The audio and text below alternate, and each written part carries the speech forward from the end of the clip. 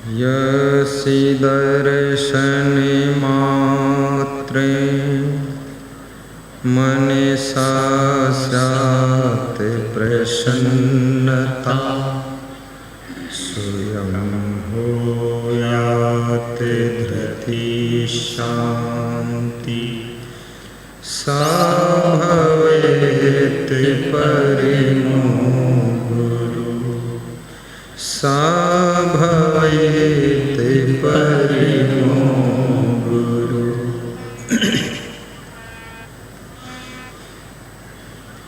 बंदहु गुरुपद पदों में परागा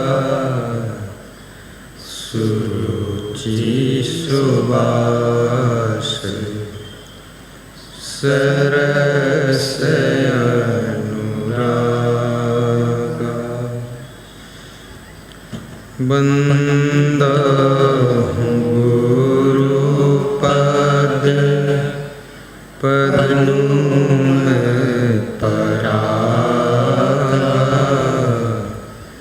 सुरुचि सुबास सरस अनुरागा।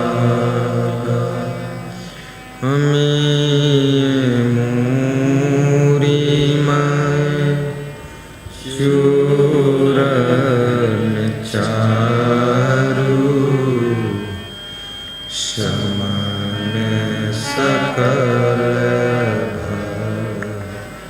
रुजे परिवारु। तात स्वर्ग अपवर्ग सुख धैर्य तुलायक अंग तुलनता ही सकल मिली जो सुख लो सत्संग। परम वंदनीय पूज्यपाद सद्गुरु श्री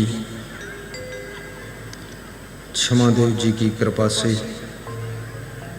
कबीर देव की अनुकंपा से, महर्षि महिदास की आशीर्वाद से, विश्व के समस्त महान पुरुषों की दिव्य दृष्टि से, क्षेत्रवासियों के सौभाग्य से, ग्रामवासियों की पुण्य से, हिंदुस्तान की सेवा भूमि झारखंड प्रदेश डिस्ट्रिक्ट दुमका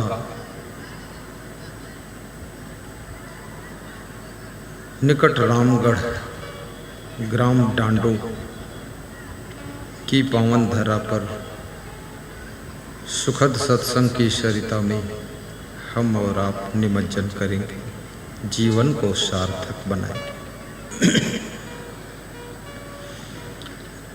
विवेक वैराग्य संपन्न समस्त संत महात्मा, धर्म स्नेही बंधुओं, श्रद्धा मूर्ति माताओं बहनों, सबके प्रिय बच्चों,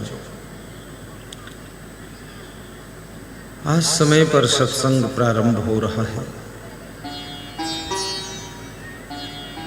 सत्संग प्रारंभ होने के पूर्व बहुत सी सूचनाएं आपको दे दी गई हैं। शांति से बैठकर हंसते हंसते प्रवचन का लाभ लेना।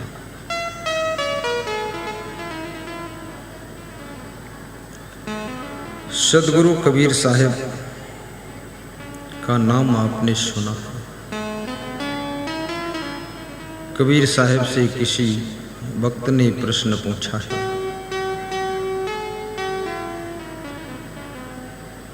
कि भक्ति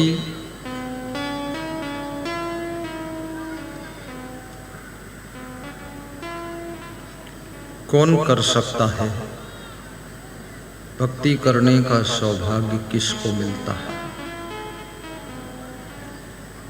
और भक्ति कैसे करना चाहिए?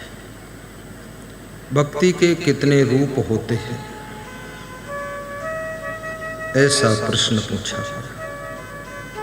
भक्ति से क्या लाभ है? भक्ति ना करने से क्या क्या हानियां हैं? दूसरा प्रश्न, महानीतिकार चाणक्य से किसी विचारक ने पूछा है कि वे कौन से लोग हैं जो बिना आग के, बिना पेट्रोल के, बिना लकड़ी गैस के, बिना ईंधन के दिन रात जलते रहते हैं, जिनको जीवन में कभी भी सुख देखने को नहीं मिलता है,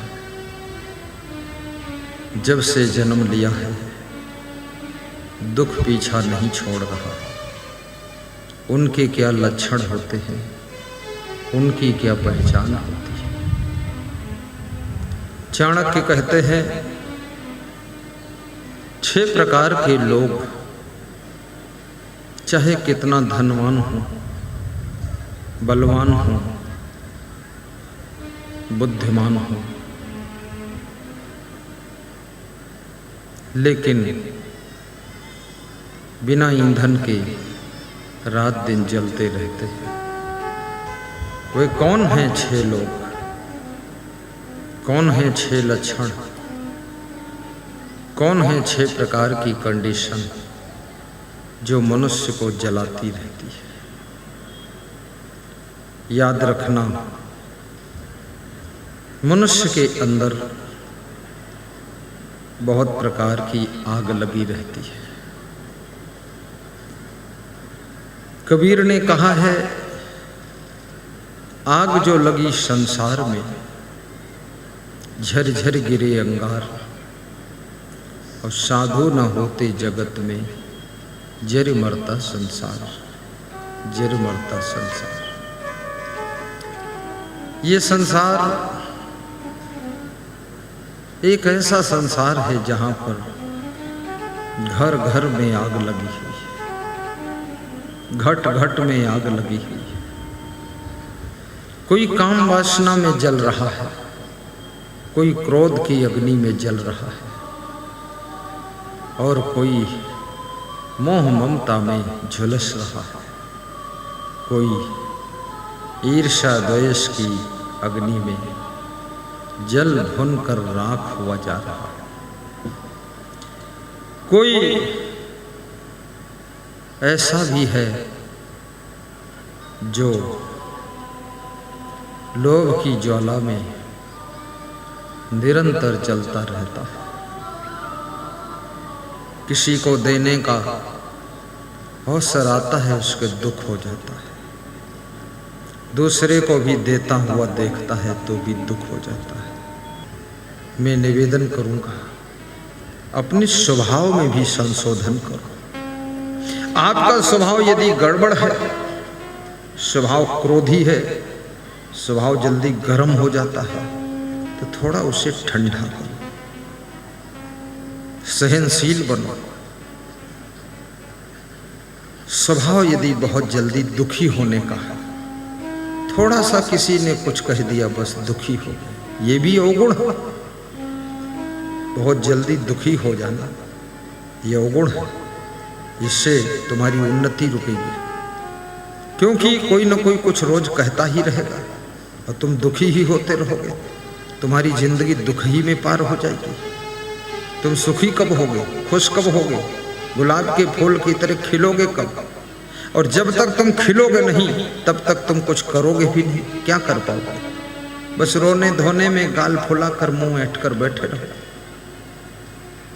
कि आज पिताजी ने डांट दिया इसलिए दुखी हैं, कल माँ ने डांट दिया तो दुखी हैं, परसों पत्नी ने डांट दिया तो दुखी हैं, अगले दिन बहन ने एक थप्पड़ लगा दिया तो दुखी हैं।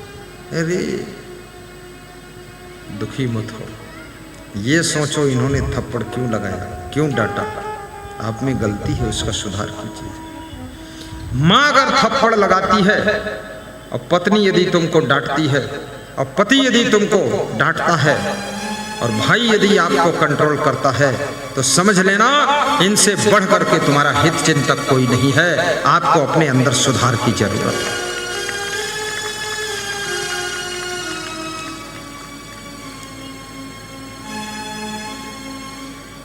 सुधार करो, मां की महिमा को समझो, अपने वाइफ के प्रेम को भी देखो, अपने पति के परिश्रम को भी पहचानो।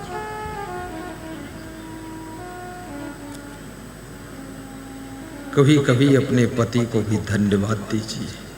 कितनी स्त्रियां अपने पति से रोज लड़ती रहती है, सुबह से शाम तक 1-2 बार 2-2 हाथ कर लेती है, अपनी पहलवानी दिखा देती है कि तुमसे कम नहीं है मूर्ख हम। ये समझदारी नहीं है।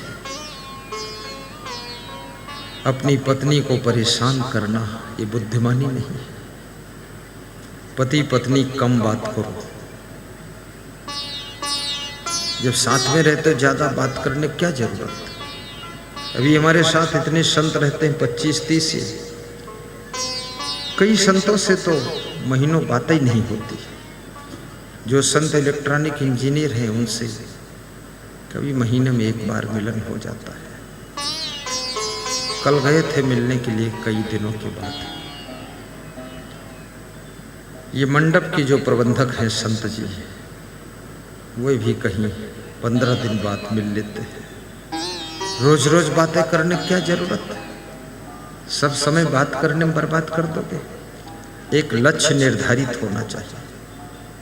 अपने अपने कार्य को कीजिए, अपनी अपनी जिम्मेदारी को निभाइए। और संसार में अकेला कोई जी नहीं सकता है। ये जीवन ज्वाइंट लाइफ है। ये सबके सहयोग से ही जीवन जिया जा सकता है। इस जीवन में बहुत लोगों का योगदान है, क्योंकि इस जीवन की बहुत बड़ी जरूरत है। पशुओं को जरूरत कम होती है, मनुष्य को बहुत जरूरत है। जूते चाहिए, घड़ी चाहिए, मोबाइल चाहिए, चप्पल चाहिए, चश्मा चाहिए, बीमारी में दवा चाहिए, डॉक्टर चाहिए, कहीं जाना है तो ट्रेन चाहिए, एरोप्लेन चाहिए, चलने के लिए सड़क चाहिए। क्या नहीं चाहिए सोचिए। बहुत कुछ चाहिए। भोजन चाहिए, नाश्ता चाहिए, रजाई चाहिए, गद्दा चाहिए, बेडरूम चाहिए, मकान चाहिए, बाथरूम चाहिए। दुनिया भर का झंझट है। मकान की जरूरत पड़ेगी तो मकान बनाने वाले मिस्त्री कारीगर से भी आपको रिश्ता जोड़ना पड़ेगा। पत्नी चाहिए, पति चाहिए, बहन चाहिए। एक छोटा बच्चा मुझसे कह रहा था, गुरुजी आशीर्वाद दे दो, मेरी एक बहन हो जाए। तुमने कहा तेरे को इतना ज्ञान कैसे हुआ, मुझसे बहन मांग रहा। बोले मम्मी ने कहा है गुरुजी से बहन मांग लो। तो हमने कहा चलो आशीर्वाद दे देता हूं। ऐसे सिर पे रख दिया एक बार। बोले ठीक से दे दो, तो मैंने 2 बार लगा दिया। बोले अच्छे से दे दो, तो 3 बार लगा दिया। तो उस स्त्री के 3 बच्चे एक साथ पैदा हुए। तो बोले हमने तो 1 मांगा था। हमने कहा अच्छे से बताया था तो अच्छे से कर दिया, अब 3 हो गए तो हम क्या करें। बोले भीड़ बहुत हो गई है। तो हमने कहा तुम जानो, तुम्हारा काम है। हाँ, 3 बच्चे एक साथ जन्म ले ले तो कोई बुरा नहीं। 2 बच्चे एक साथ जन्म ले कोई बुरा नहीं। बार बार जन्म देने का झंझट भी खत्म। एक ही बार में जो भी दर्द पीड़ा दुख हुआ निपट गया। 5 बच्चे एक साथ जन्म ले लें तो महिला को फुर्सत मिल गई है बस। और पड़ोसी के बच्चे ना हो तो अपनी पड़ोसी महिला से रिश्ता बनाओ। उससे कहो कि 1 लाख देंगे, 1 बच्चा हमारे लिए पैदा करता। तो पति पत्नी मिल के पैदा कर देंगे। उसमें क्या 9 महीना लगेगा, 1 लाख मिल जाएगा। बच्चा किसी का हो, आप क्या मेरे बच्चे हैं? क्या आपको मैंने पैदा किया? क्या इनको मैंने पैदा किया? किसी को नहीं पैदा किया, लेकिन खुद के सगे बेटे से भी ज्यादा ये हमसे प्रेम रखते हैं, हम इनसे सबसे प्रेम रखते हैं। आप हमारा ख्याल करते हो, हम तुम्हारा ख्याल करते हैं। कोई जरूरी नहीं है कि तुम्हारे द्वारा ही बच्चा पैदा हो। क्या लफड़ा बना रखा फालतू? अरे पड़ोसिन के ज्यादा है, उसमें से ले लो 2-4। हाँ, किसी के ज्यादा भीड़ भाड़ है, उसमें से निपटाओ, 2-4 को ले जाओ और दे भी दो। क्यों लफड़े में फंसे हो, फालतू मोह करते हो? ना पाल पोस पा रहे हो, ना खिला पिला पा रहे हो, ना एजुकेशन प्राप्त करा पा रहे हो। दे दो, ले जाओ इधर से, न्यूज़पेपर में निकलवा दो कि जिनके बच्चे नहीं हो रहे हैं यहाँ से बच्चे मिल सकते हैं, आइए बुकिंग कराइए। बस एक बच्चे पर 1 लाख, ये भी एक धंधा अच्छा है। हाँ, अपना काम चल जाएगा, क्या फायदा? क्षमता तो है ही, एक नारी में एक पुरुष में 100 बच्चे पैदा करने की क्षमता है, तो 100 लाख मिल जाएंगे। अपना तो काम हो गया। कार खरीदो, मकान बनाओ और पत्नी को खूब दाल खिलाओ, प्रोटीन खिलाओ और फिर उसकी तंदुरुस्ती बनेगी, फिर और बच्चा हो जाएगा। बहुत आज ये ख्याल में आ गया मेरे, मैं बच्चा ले लेता हूँ। देखो इतने बच्चे ले लिया, दूसरे माँ बाप के लिया हूँ। अब वो बैठे महाराज जी, वो 4 भाई हैं, एक को हमने ले लिया, 3 घर में बचे, एक हमारे साथ आ गया। ये महाराज जी कितने भाई? 2 हैं, ये 2 हैं, एक हमारे पास आ गया, एक घर में बचा। ये कितने? 3, 2 घर में बचे, एक हमारे पास आ गया। वहाँ भीड़ मचाने क्या जरूरत? यहाँ खाली चमर हिला दो, खीर खा लो, बात खत्म, मालपुआ छपो। हाँ, यहाँ ज़्यादा मेहनत भी नहीं है, यहाँ माल खाते रहो, मालपुआ और माल, और बस गुरुदेव को प्रणाम कर लो, साहिब बंदगी। हाँ, यहाँ कौन तकलीफ? मेरे पास कोई तकलीफ नहीं। मेरे पास की जिंदगी ऐसे है जैसे राजकुमारों की जिंदगी है। सब सुख है, सब सुविधा है, बहुत आनंद है, कोई पचड़ा लफड़ा झंझट है ही नहीं, क्योंकि बहुत बुद्धिमान लोग मैनेजमेंट कर रहे हैं, सब सुविधा है। किसी को बच्चा देना हो दे सकता हमको, मैं ले लूंगा। बच्चा अच्छा होना चाहिए, अच्छा मतलब चरित्रवान हो, श्रद्धावान हो, भक्ति भाव वाला हो, मैं ले लूंगा। तुम जितना उसको सुख नहीं दे सकते, उससे ज्यादा हमारे साथ सुख पाएगा।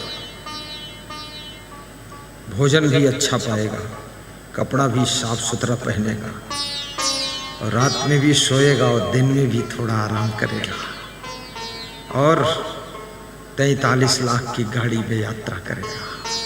क्या टॉप जिंदगी उसकी होगी। इसलिए बच्चों का मोह मत करो। 1-2 को साधु भी बनाओ, 1-2 को मिलिट्री में भी भेजो। कभी युद्ध हो जाएगा, कोई बात नहीं, बलिदान हो जाएगा तो क्या फर्क है, देश तो बच जाएगा। देश के लिए अगर हमारी जिंदगी की आहूत हो जाए तो भी ये सस्ता सौदा है। जिस देश की मिट्टी में जन्म लिया, जिस देश का अन्न खाया, जिस देश की धरती पर खेल कूद किया, जिस देश के धराधाम में आनंद प्राप्त किया, उस देश की रक्षा के लिए ये जीवन समर्पित है। जिस देश में जन्म लिया, कभी जरूरत पड़े, मिलिट्री कम पड़ने लग जाए तो साधुओं को मिलिट्री में भर्ती हो जाना चाहिए। पहले नंबर पर साधु लोग चलो, ये मर जाएंगे, इनकी कोई रोने धोने की जरूरत नहीं, कोई है ही नहीं। पहले सब छूट छाट गए, और मर जाओ चाहे जो भी करो, अच्छी तरह से वहाँ जाइए और 3 दिन में ट्रेनिंग लीजिए और तोप चलाइए। हाँ महात्मा जी, मुक्ति द्वार हो जाएगा तुम्हारा। महात्माओं को भी देश की रक्षा के लिए खड़ा होना चाहिए। देशभक्त बनो। तो मैं आपको बता रहा था, कामी क्रोधी लालची इनसे भक्ति न हो, भक्ति करे कोई सूरमा जाति वर्ण कुल खोए। मत पंथ जाति और मजहब के कैद खाने से भी निकलकर बाहर आ जाओ। ये मजहब और ये मत और ये पंथ, ये भी बहुत बड़ी जेल है, कारागृह है। अच्छा अच्छा ज्ञान देने वाले संत महात्मा गुरु से भी तुम वंचित रह जाते हो जब किसी मत मजहब में फंस जाते हो। आज देखिए यहाँ पर इतने लोग प्रवचन सुन रहे हैं, लेकिन शायद एक भी कोई मुस्लिम भाई प्रवचन सुन रहा हो, क्योंकि वो मजहब की बाउंड्री के अंदर फंस गया बेचारा। एक भी ईसाई इसमें प्रवचन सुनने के लिए आया कि नहीं आया है? क्रिश्चियन, अंग्रेज नहीं आ रहा है, सिख भी इसमें बैठा है। ये फसौला है। अपने अपने पंथ में लोग फंस जाते हैं। मैं तो महर्षि में ही दास महाराज को नमन करता हूँ, जो उन्होंने अपने शिष्यों को पवित्र ज्ञान दिया है, निष्पक्ष ज्ञान दिया है कि जाओ, अगर किसी दूसरे पंथ का भी कोई संत आ गया और सही ज्ञान दे रहा है, उसके ज्ञान से सुख शांति मिल रही है, तो उसका ज्ञान भी सुनो, उसका प्रवचन भी कराओ। महर्षि में ही दास की जय बोलो। जय जय जय। महर्षि में ही दास के भक्तों में ये बात नहीं है। बहुत लोग मेरा सत्संग कराते हैं और मैं महर्षि में ही दास का सुमिरन करता हूँ। अरे ब्रह्म ऋषि थे, कबीर का सुमिरन करता हूँ, बुद्ध का, स्वामी महावीर भगवान का, राम कृष्ण सबको स्मरण करता हूँ, क्योंकि सभी महान पुरुषों का आशीर्वाद लेना चाहिए। बहुत सुंदर है। कितने लोग गुरु बनाकर फंस गए। वो गुरु कहता है किसी और का सत्संग सुनना ही मत, उसको डर है कि दूसरे का सुन लेगा तो मेरा फिर नहीं रह जाएगा, कहीं उधर न लुढ़क जाए। पर आज की तारीख में यूट्यूब में जो प्रवचन आया है, इस प्रवचन ने बहुत कमाल किया है, क्योंकि हर आदमी के हाथ में मोबाइल है। मत पंथ मजहब सब बाउंड्रियां टूट चुकी हैं। जिसकी जहां श्रद्धा है, निष्ठा है, उसको सुनता रहता है और शांति लेता रहता है। कितने नेता भी खूब सत्संग सुनते हैं। नेता को सत्संग खूब सुनना चाहिए, क्योंकि नेता से ज्यादा किसी को टेंशन भी नहीं। राजनीति एक टेंशन का रास्ता है। राजनीति में बड़ी खींचा खींची है। राजनीति में तुम्हारी पार्टी के ही लोग तुम्हारी टांग खींचते रहते हैं। राजनीति बहुत झंझट का काम है, इसलिए बहुत चिंता रहती है। इसलिए ज़्यादातर राजनेताओं को शुगर की बीमारी हो जाती है। बीपी, शुगर, हार्ट अटैक क्यों होती है? ये सब टेंशन के कारण है। खूब प्रवचन सुनो, सारी टेंशन खत्म,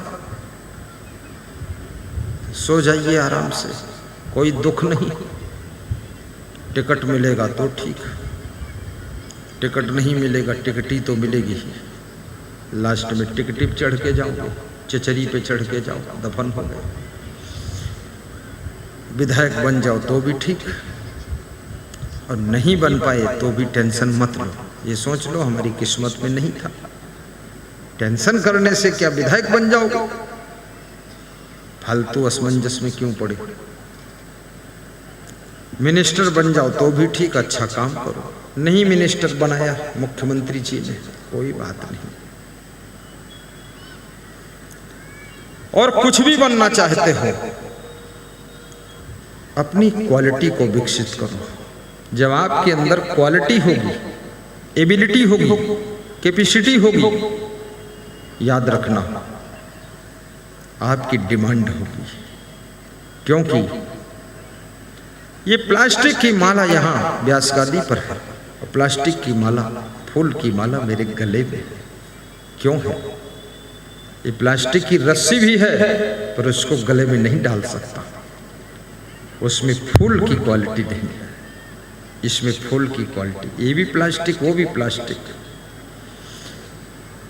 जो पत्थर शिवलिंग के रूप में निर्मित हुआ, ढल गया, उसकी पूजा होती है। और वो भी पत्थर है जिस पर हल्दी मिर्चा मसाला पीछा जा रहा है, उसको क्या कहते हैं? लोढ़ा, लोढ़वा, सिलौटा, सिलौटा। और उसको जो ऊपर का बांट क्या बोलते हैं? लोढ़ा। सिलौटा लोढ़ा करई बड़ाई, हमहू शंभू नाथ के भाई। सिलौटा और लोढ़ा ये दोनों अपनी बड़ाई कर रहे थे कि हम लोग कोई कम हैं। तो लोढ़ा ने कहा कैसे? अरे बोले शंभूनाथ, वो शंकर जी का जो शिवलिंग है वो भी तो पत्थर का है और हम भी पत्थर के हैं, तो हम उनके भाई हुए, गुरु भाई हुए। हम भी पत्थर के, वो भी पत्थर के, तो भाई का रिश्ता। सिलौटा लोढ़ा करई बड़ाई और महू शंभूनाथ के भाई, हम भी शंकर जी के भाई हैं। तो लोगों को हंसी आ गई, ये कौन मॉडल भाई हो? तुम्हारे ऊपर हल्दी मिर्चा पीसा जा रहा और शिवलिंग पर दूध चढ़ाया जा रहा। बने रहो भाई, दिखाते रहो अहंकार। आदमी आदमी में अंतर, कोई हीरा कोई कंकर, बहुत बड़ा फर्क होता है। दो हाथ दो पैर दो आंखें, एक मुंह तो सबके पास है, खोपड़ी एक है, लेकिन आदमी आदमी में बहुत अंतर है। कोई हीरा है तो कोई कांच है, और कांच को हीरा बनाया ये मेहरबानी आपकी। आपने सबको बुलाया ये मेहरबानी आपकी। आपने सत्संग कराया ये मेहरबानी आपकी, और आपने हमको बुलाया ये मेहरबानी आपकी। आपने अपना बनाया मेहरबानी आपकी। आपने सत्संग कराया मेहरबानी आपकी। आपने अपना बनाया मेहरबानी आपकी। आपने सत्संग सुनाया मेहरबानी आपकी। मेहरबानी आपकी। शीश को हीरा बनाया, शीश को हीरा बनाया मेहरबानी आपकी। आपने अपना बनाया मेहरबानी आपकी। कांच को हीरा बनाया मेहरबानी आपकी।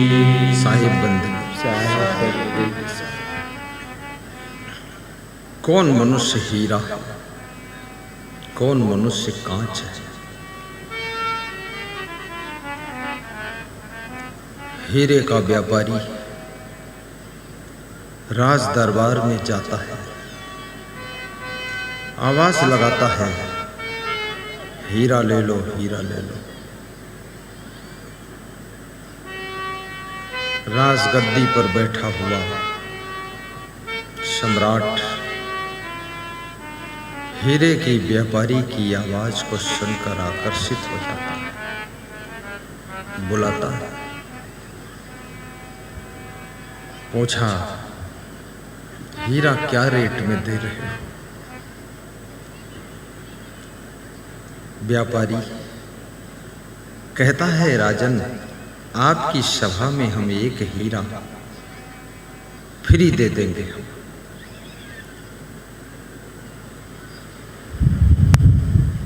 लेकिन एक शर्त है। क्या?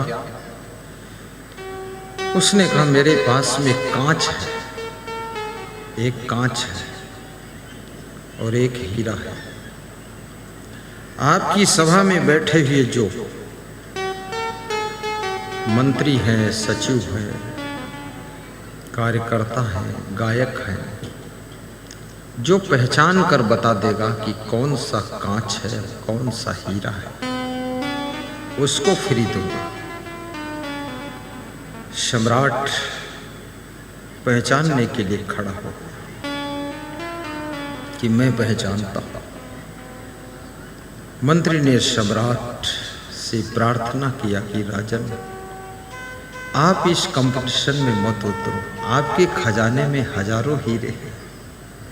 आप एक हीरा पहचान भी लोगे तो कोई बहादुरी का काम नहीं, और यदि कहीं पहचान में चूक गए तो अपमान ज्यादा होगा। चर्चा फैलेगी जन जन में कि राजा हीरा और कांच पहचान नहीं पाया। याद रखना, हर कंपटीशन में हर व्यक्ति को शामिल नहीं होना चाहिए।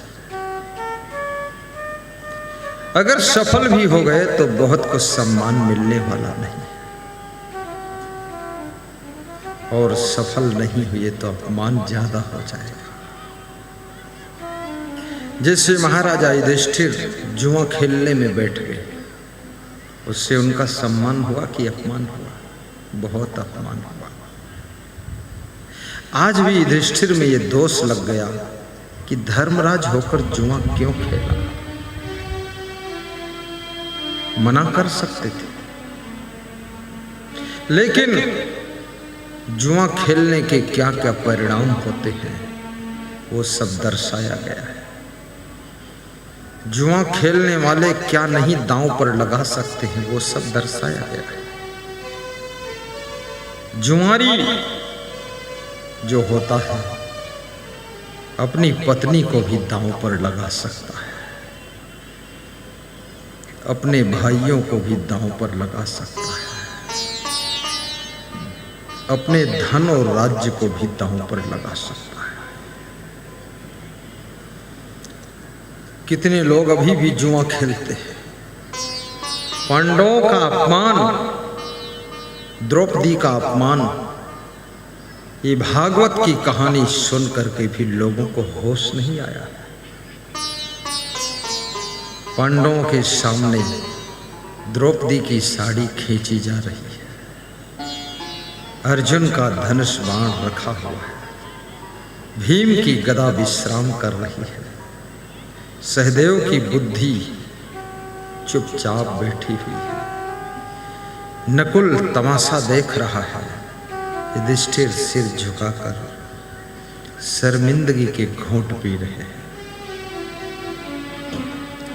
जुआ खेलने वाले लोग, पांडवों की दशा को जरा देख लो, दुर्दशा को देख लो। कभी जुआ मत खेलना, होली हो या दिवाली हो, जुआ खेलने की जरूरत नहीं। ताश भी मत खेलिए, ताश से टाइम का नाश होता है। और जुआ खेलने की आदत अगर बढ़ रही, अपनी पत्नी के सोने चांदी के जेवर भी दांव पर लगाता है। आदत बड़ी खतरनाक होती है। शराब पीने की आदत बन जाए, लोग जमीन बेच बेच कर शराब पीते हैं। चाय पीने की आदत बन जाए, लोग बीमार हो जाते हैं, डॉक्टर चाय मना करता है, फिर भी दवा खा खा कर चाय पीते हैं। मीठा खाने की आदत पड़ जाए और शुगर की बीमारी हो जाए तो भी मीठा छूटता नहीं। पहले लोग दवा खा लेते हैं, फिर मीठा खा लेते हैं। शुगर की दवा भी खा रहे हैं, मीठा भी खा रहे हैं। अरे छोड़ दो मीठा, कभी कभी खा सकते हो, महीने में एक बार खा लिया कोई बात नहीं, क्योंकि शरीर में ग्लूकोज की भी जरूरत है। लेकिन यदि सख्ती से बंद किया है डॉक्टर ने तो छोड़ दीजिए, क्योंकि स्वस्थ रहोगे तो आपको बहुत सुख मिलेगा, बीमार रहोगे बहुत दुख मिलेगा। एक तंदुरुस्ती हजार नियामत, एक सेहत आपकी अच्छी है, ये हजारों सुख के समान है। माताओं बहनों से भी कहूँगा, अपने स्वास्थ्य का ध्यान रखना। शाम को अचार मत खाइए, इससे आप बीमार हो सकते हैं। शाम को दही मत खाइए, छाछ मत खाइए, रायता मत खाइए। शाम को खीरा मत खाइए, मूली गाजर सलाद मत खाइए। रात में फल मत खाइए, सावधानी। लेकिन जीभ का लालच ये सब भूल जाता है, आदमी खा लेता है। और ये शरीर आपका मंदिर है, ये साधारण नहीं है। ये भगवान का मंदिर है, प्रभु का मंदिर है। इस शरीर के अंदर दिल रूपी देवालय में आत्मा रूपी परमात्मा बैठा हुआ है। जब अर्जुन ने श्री कृष्ण से पूछा था श्रीमद् भगवत गीता में कि हे भगवान, मुझे ये बता दो ईश्वर कहाँ रहता है। श्री कृष्ण कहते हैं, अर्जुन, ईश्वरा सर्वभूतानां हृदयेषु अर्जुन तिष्ठति। ईश्वर समस्त शरीरधारियों के हृदय में निवास करता है। हम में राम, तुम में राम, सब में राम, सब में वही है नूर समाया। कौन है अपना कौन पराया। भगवान सबके अंदर बैठा हुआ है। कितनी बड़ी बात है ये। जब राम ने वाल्मीकि से पूछा मैं कहाँ निवास करूं, तो वाल्मीकि ने कहा, जिनके कपट दंभ नहीं माया, हे राम तिनके हृदय बसव रघुराया। जिनके मन में कपट नहीं है, दंभ नहीं है, उनके हृदय में जाकर बसेरा करो। वाल्मीकि ने राम को बाहर रहने का स्थान नहीं बताया है, भीतर रहने का स्थान बताया। राम ने पूछा, अगर कोई निष्कपटी नहीं मिला, क्योंकि संसार ज्यादा कपटी है, तो फिर कहाँ रहूं। तो दूसरा स्थान बताया कि जिनके श्रवण समुद्र समाना, कथा तुम्हारी सुभग शरीनाना। दूसरा स्थान भी बता दिया कि जिनके कान समुद्र के समान हैं। आप अपने कान देखो, क्या समुद्र के समान है? कान तो छोटे ही रहेंगे, समुद्र कैसे हो जाएंगे? हो जाएंगे। कैसे हो जाएंगे? मैं बताता हूँ, ऐसे हो जाएंगे। भरहि निरंतर होहि न पूरे, तिनके हृदय बसहु गृह रूरे। जिनके जैसे नदियां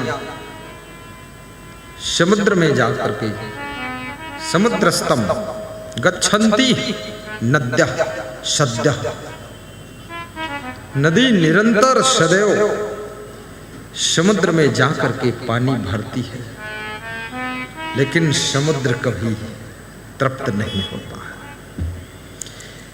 आपकी कथा नदी के समान है। आपका गुणगान जो कर रहा है, आपका जो प्रवचन सुना रहा है, प्रवचन और सत्संग, आपकी कथा सरिता के समान है। और जिनके कान सुनते सुनते कभी तृप्त नहीं होते हैं, अघाते नहीं हैं, उनके हृदय में हे राम जाकर तुम निवास करना। ऐसे कितने श्रोता हैं जो कल भी आए थे और आज भी आए हैं? हाथ ऊंचा कर, दोनों हाथ ऊपर उठाओ, जोर से नीचे कर लो। बस तुम्हारे हृदय में भगवान का निवास होगा। क्योंकि कल सुना 2.5 घंटे तुम तृप्त नहीं हुई, आज फिर आए हो, इसका मतलब तुम्हारी कान समुद्र के समान है। और मेरे मुख से निकली हुई कथा, ये प्रवचन, ये सरिता के समान है। भगवान का गुणानुवाद कर रहा हूँ, भक्ति के बारे में बोल रहा हूँ। जिनके श्रवण, आहा बोलो, समुद्र समाना कथा तुम्हारी सुभग सरिनाना। आपकी नाना प्रकार की कथा, विभिन्न प्रकार का प्रवचन की सरिता, जिनके कर्ण रूपी समुद्र में निरंतर भरता रहता है, लेकिन फिर भी कान तृप्त नहीं होते हैं। मन होता और सुनूं और सुनूं और सुनूं। उनके हृदय में आहा, जिनके श्रवण समुद्र समाना कथा तुम्हारे सुभग सरिनाना। भर ही निरंतर हो ही न पूरे, निरंतर कथा हो रही है। इसमें ऐसे कितने लोग जो यूट्यूब में प्रवचन सुनते हैं, टीवी में तो बंद हो गया है। दोनों हाथ ऊपर उठाकर बताओ, बहुत लोग सुनते हैं, नीचे कर लो। ऐसे कितने लोग जो रोज सुनते हैं यूट्यूब में, वो हाथ उठा लो। बस जो डेली सुनते हैं फिर भी तृप्त नहीं होते हैं, उनके हृदय में भगवान का निवास होगा, कभी तृप्ति ना हो। सत्संग सुनते सुनते, और आप ही नहीं सुनते हैं, मैं भी सुनता हूँ। कल यहाँ जो प्रवचन किया था उसको रात में भी आधा घंटे सुना, और दिन में फिर सुना 1 घंटा। अभी पूरा नहीं सुन पाया हूँ, कल रास्ते में सुनूंगा। मैं भी रोज सुनता हूँ, बड़ा अच्छा लगता है। कल वाले रात के सत्संग में बहुत हंसी आई, फिर मैं अपने बिस्तर पर हंस रहा था सुन सुन के। बड़ी मजेदार बातें कहा पूरा। जिनके कपट दंभ नहीं माया। कितने लोग अपनी पत्नी से ही कपट करते हैं, कितनी स्त्रियां अपने पति से ही कपट करती हैं। कई प्रकार की पत्नी होती है। एक तो होती है पटरानी, पटमानी जो पर्दे में रहे। एक होती है कौन? निष्कपट रानी, जिसके अंदर कपट नहीं। तीसरी पत्नी है डपट रानी, जो तुमको डपटती भी। चौथी पत्नी होती है सटपट रानी, जो बहुत कमजोर है, एकदम पतली पतली, टेढ़े टेढ़े चलती है, डिग डिगा डिग डिग डिग, अब गिर गई गिर गई गिर गई, वो सटपट रानी है। और पांचवी होती है अटपट रानी, बड़ा अटपटा व्यवहार है, उटपटान। और छठी है झटपट रानी, फटाफट काम करती, दौड़कर झटपट झटपट।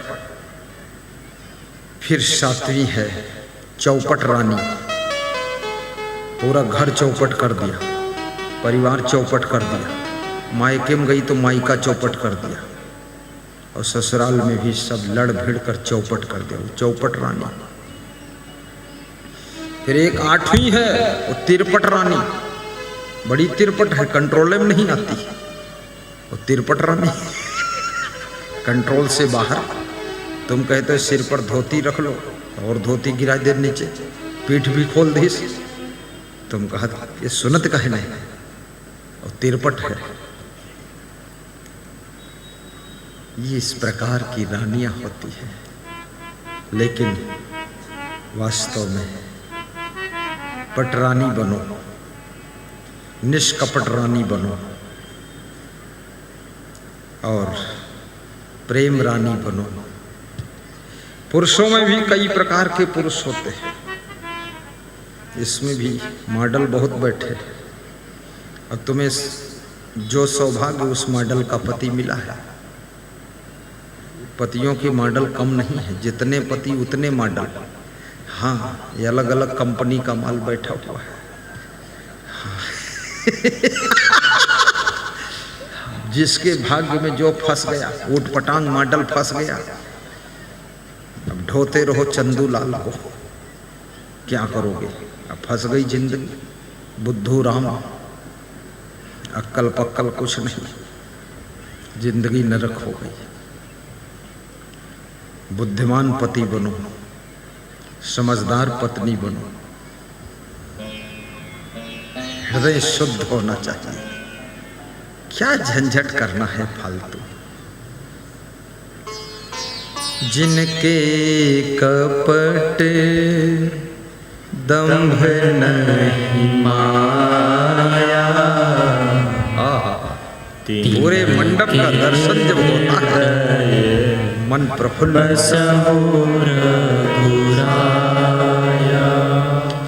जिनके कपट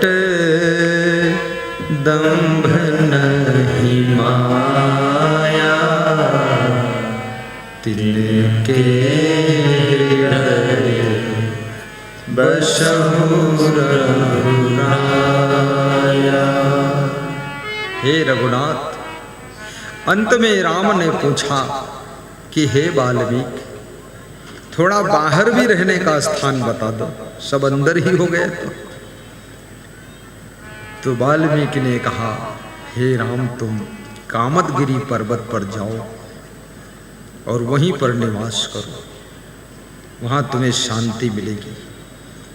कामदगिरी पर्वत पर भगवान श्री राम सबसे अधिक समय वनवास का बिताते हैं।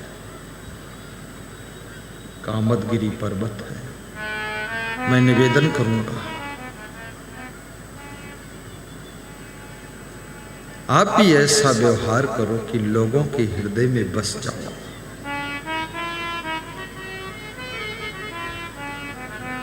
झगड़ा मत करो, लड़ाई मत करो, आलस्य मत करो, गुस्सा मत हुआ करो, गलती करने वालों को क्षमा भी कर दिया करो। द्वाविमो पुरुषो राजन सर्गस्य परितिष्ठता प्रभुस्य क्षमया युक्तो दरिद्रस्य प्रदानमान। आहा, विदुर जी कहते हैं कि हे धृतराष्ट्र, दो प्रकार के लोग स्वर्ग से भी ऊंचे स्थान प्राप्त करते हैं। स्वर्ग में स्थान मिलना भी कठिन है। एक वे लोग हैं जो नरक को भी स्वर्ग में बदल देते हैं, और दूसरे वे लोग हैं स्वर्ग को भी नरक बना देते हैं। तीसरे वे लोग हैं जहां रहते हैं उनका स्वर्ग उनके साथ रहता है। घर में रहेंगे तो घर स्वर्ग है। एसपी रामानंद कन्नौज एक जिला है उत्तर प्रदेश में। जब लखीमपुर से उनका ट्रांसफर हुआ, लखीमपुर में एडिशनल एसपी थे और एसपी बन के जिला पुलिस अधीक्षक बनकर कन्नौज गए। तो मुझे आमंत्रित करने आए कि कन्नौज आना गुरुजी, सत्संग करना। तो मैं कन्नौज गया, उनकी पुलिस लाइन में, वहाँ प्रवचन हुआ।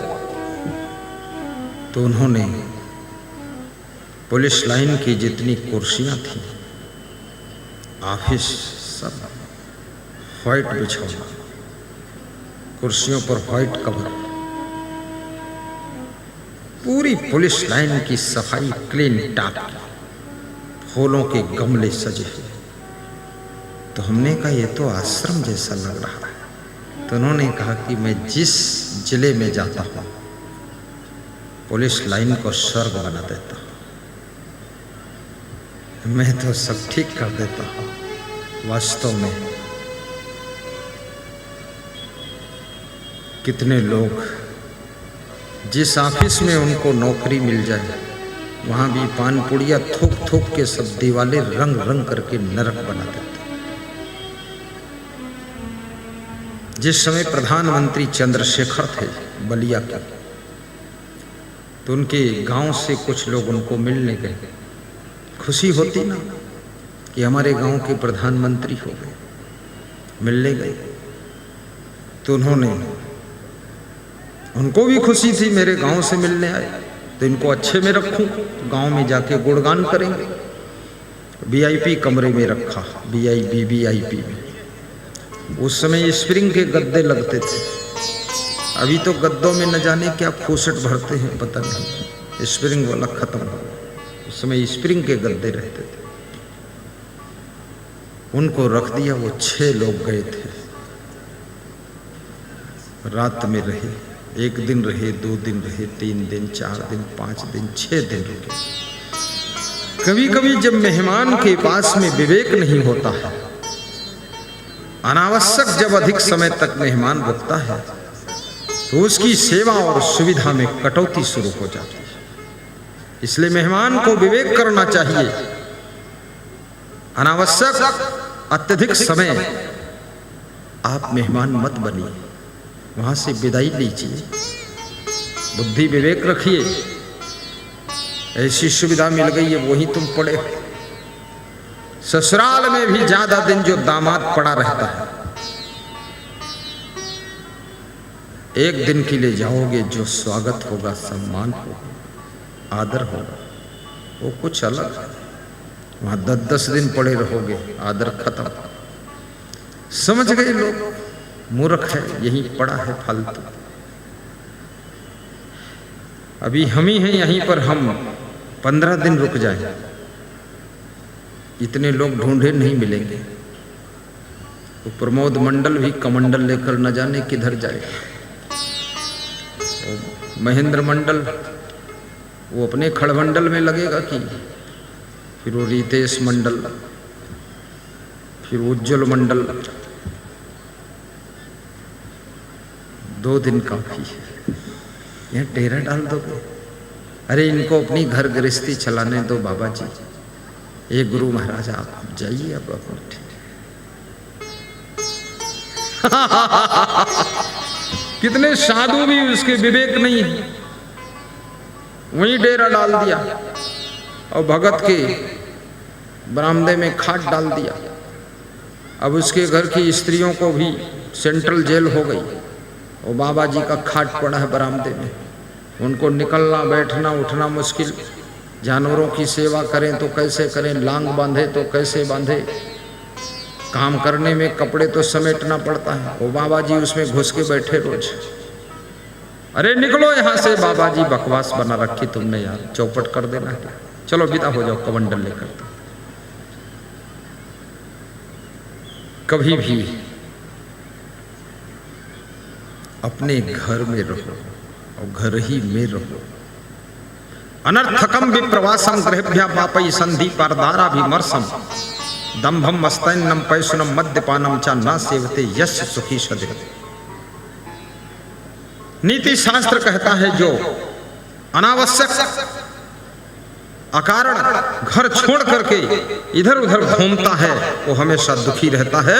अपना समय बर्बाद मत करिए, दूसरों का समय बर्बाद मत करिए। अपने घर पे रह करके अपनी दुकानदारी करिए, अपनी खेती बाड़ी करिए, अपना काम करिए। मेहमानी के लिए जहाँ जाइए 2 घंटे के लिए चले जाइए, 1 दिन के लिए चले जाइए। पिकनिक मनाने की जरूरत नहीं है, तुम्हारी पिकनिक रोज ही होना चाहिए। ऐसी जिंदगी जियो अपने घर में बैठ करके, जब एक बिस्कुट खाओ वो भी पिकनिक जैसा टेस्ट आना चाहिए। वहाँ पिकनिक मनाने गए मूर्खनाथ फालतू घूम रहे, ले चूल्हा बटरी घूमत उधर। वहाँ जंगल में जाए खुआ अंडा पकावत। तुम्हारे पिकनिक मनाए से फायदा का? तुम घर में अंडा खाते रहो, हम जंगलों में अंडा खाते। तुम हो बगुला। पिकनिक मनाने गए, फालतू नाटक। घर ही में गंगा, घर ही में जमुना, अब घर ही में तीर्थ बनैबे। ओहो मंदिर हम काहे को जइबै।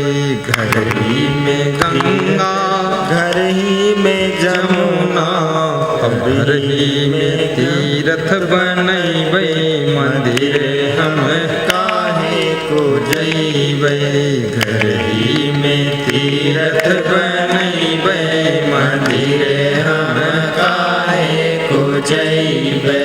दुनिया भर के देवी देवता की पूजा लोग करते हैं और घर में जो देवी स्वरूपा माता बहन रहती है उसको गाली बकते हैं।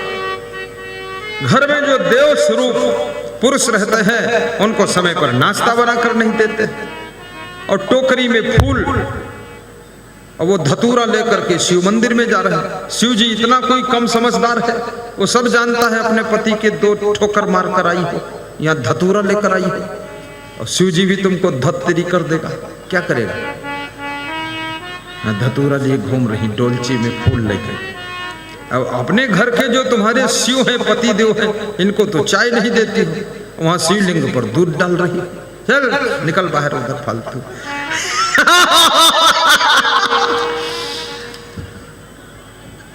अपनी पत्नी को गाली बक रहे हैं और दुर्गा जी के सामने खड़े होकर बोल रहे हैं, हे दुर्गे मैया, हे दुर्गे मैया, हे दीदी, हे माता दी, हे फालतू बात करता वहां। ये दुर्गा इतना समझती नहीं है कि घर की जीती जागती नारी स्वरूपा नारायणी दुर्गा को ये धक्का मारता है, गाली देता है, उनके साथ बकवास करता है। यहाँ मंदिर में आकर के खाम खा के मंत्र बोल रहा फालतू। तेरे मंत्र की जरूरत नहीं दुर्गा देवी को।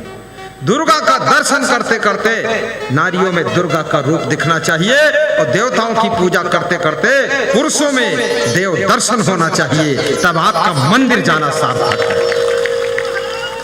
जय जय जय। जोर से ताली बजाया करो।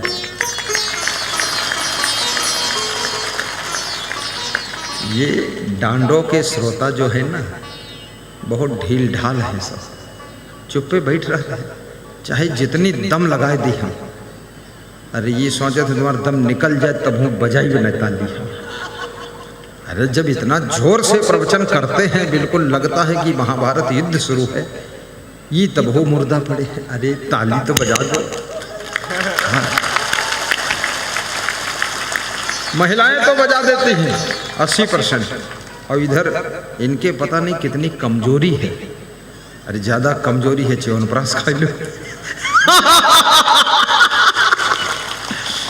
मैं कितने लोगों को देखता हूँ जिंदगी भर उनकी कमजोरी रहा, टेढ़े टेढ़े चला करता, बड़ा डिग डिगा डिग ऐसे टांगम टांग फंसावा करता। ये क्या है? जवानी कब आएगी तुमको? लपोड़ शंख बनकर घूम रहा फालतू। मैं 12 फुट ऊंची छत से कभी सीढ़ी से उतरता ही नहीं था, पूरा डायरेक्ट कूद जाता था। वहां उतरे कौन का टाइम बर्बाद हो रहा।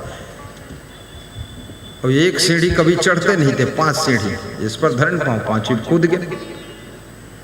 और कुआं में पानी भरते थे, वो रस्सी मुट्ठी में पकड़ खुर खुर खुर खुर करते हैं, रस्सी को ऐसे ऐसे करके और बाल्टी एकदम डाल दे कुआं और बूढ़ गए और सट 2 बार हम निकाले ना और डाल देने ऊपर स्नान हो गए, निकल लो।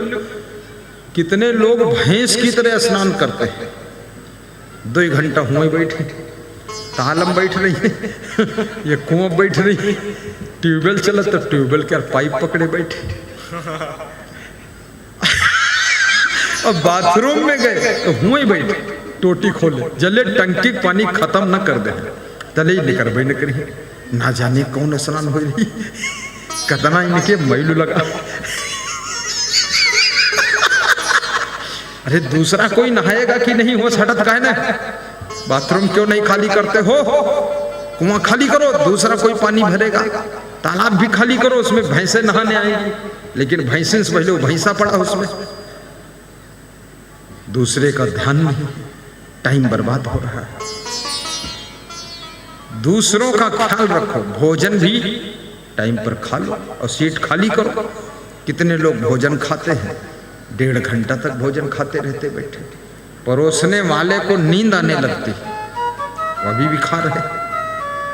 कितनी महिलाएं परोस कर फिर चली जाती हैं बेडरूम में, थोड़ा आराम कर लेती, उसके बाद फिर आती है। वो समझती ही भूत जल्दी तो छुट्टी देगा, क्या करें? अब कितने लोग खाते भी बहुत ज्यादा, तसला भर भात, अरे ना जा, बुद्धि उद्धि कुछ नहीं। अधिक खाने से बुद्धि कहाँ रह सकती? बुद्धि घटे बहु भोजन खाए। तेजे घटई सब भोग की संगति, बुद्धि घटई बहु भोजन खाए। बुद्धि घटई बहु भोजन खाए।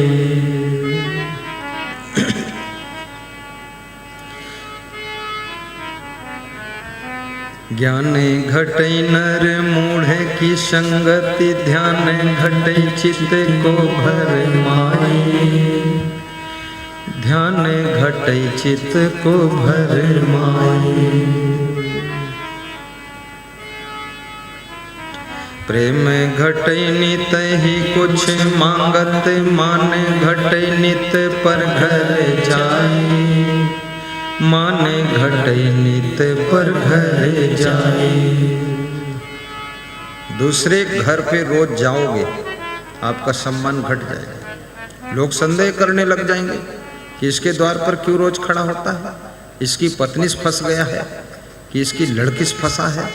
तुम्हारे पर कलंक लग जाएगा। वहां जाने क्या जरूरत, वहां क्यों खड़े हो, उधर क्यों गए तुम? चलो वापस लौटो, अब मत जाना कभी। मान घटई नित पर घर जाए। दयाल काहीं सुन रे मन मूर्ख। दयाल नाम का संत बोल रहा। दयाल काहीं सुन रे नर मूर्ख, पाप घटई हरि के गुण गाए। पाप घटई हरि के गुण गाए। पाप घटई हरि के गुण गाए। मान घटई नित पर घर जाए। बुद्धि घटई बहु भोजन खाए। ध्यान घटई चित्त को भर माए।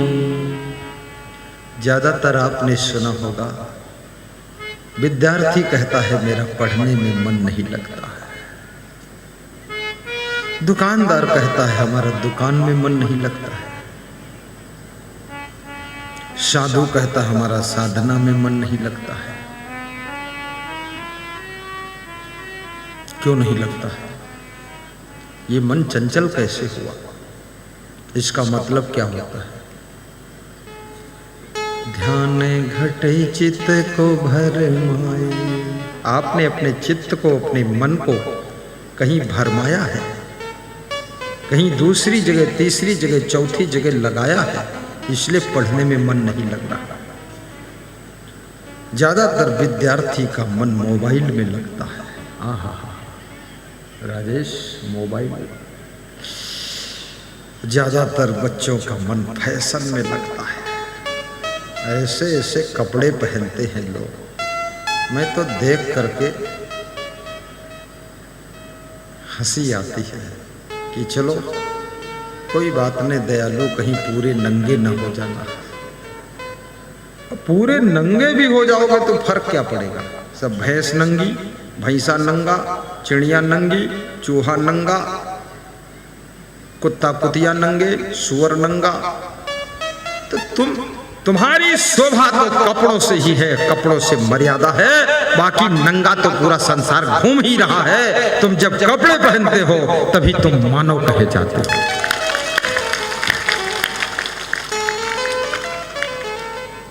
और ये फिल्म के हीरो हीरोइन, इनको तो विवेक है ही नहीं। पैसे के लालच में पूरे देश को बिगाड़ दिया, पूरा नंगे हो गए। ऐसे नाचते हैं, कमर घुमाते हैं, खुर खुर खुर खुर खुर खुर। हाँ, फिर गीत गाते हैं, गोटेदार लहंगा निकलूं जब डाल के, छुरिया चल जाए मेरी मतवाली चाल पे। छुरिया नहीं, तलवार चल जाएगी। अब इस तलवार चली तुम्हारो मूड कट जाई। कट गए, बहुतन मूड कटे है। जौन ज्यादा छुरिया चलवाई है तो छुरिया पहले उन्हें गर्दन पर चली। ज्यादा गोटेदार डाली, लंगोटे डाल, सब निकल गए, लहंगा लगे रहेगा, मूड कटा अलग पड़ा। ये सब नौटंकी।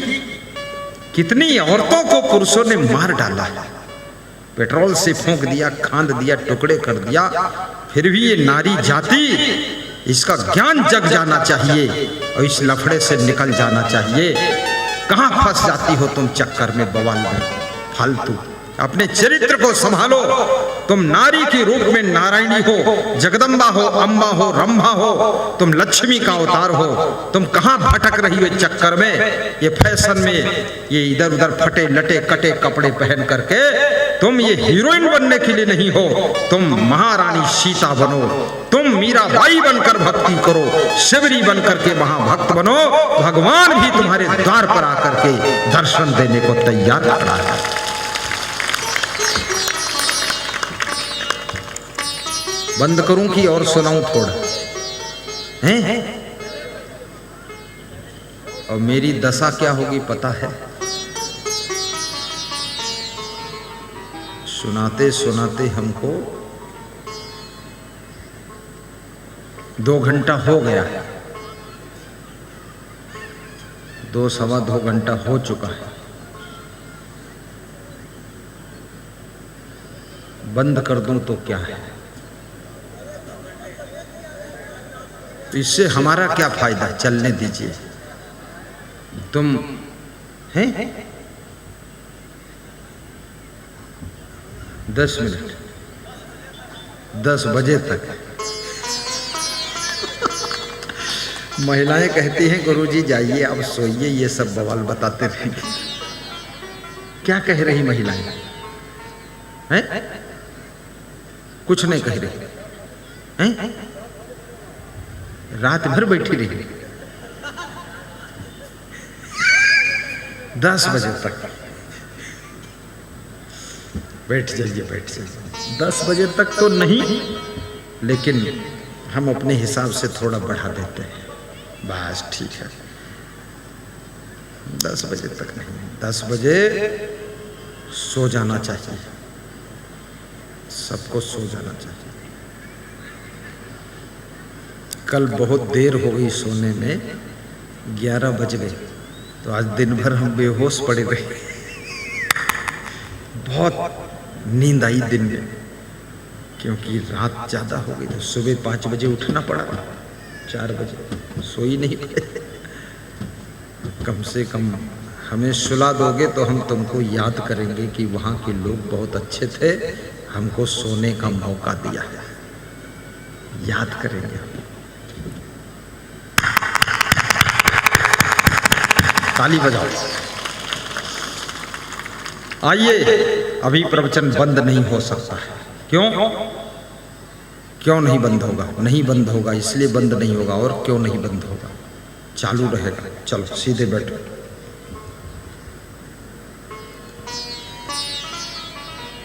तेजे घटई सब भोग की संगति, बुद्धि घटई बहु भोजन खाए।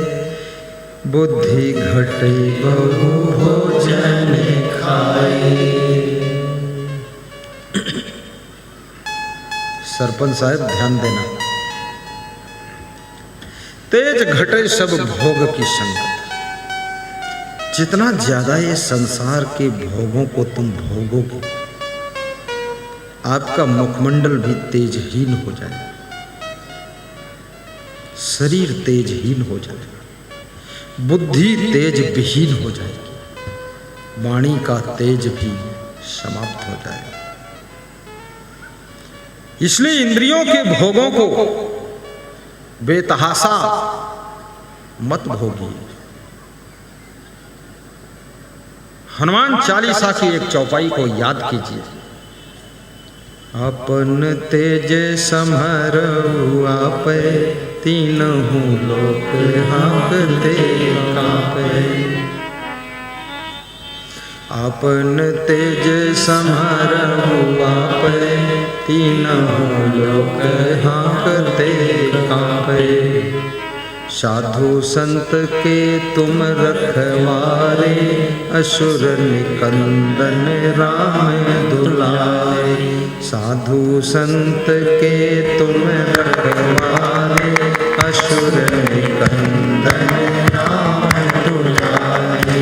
सब सुख लाहि तुम्हारी सरना, तुम रक्षक काहू को डरना।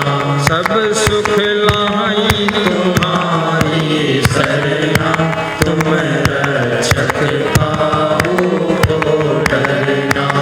आपन तेज समारो आप, तीनों लोक हाँकते कांपे। तीनों लोक हाँकते कांपे।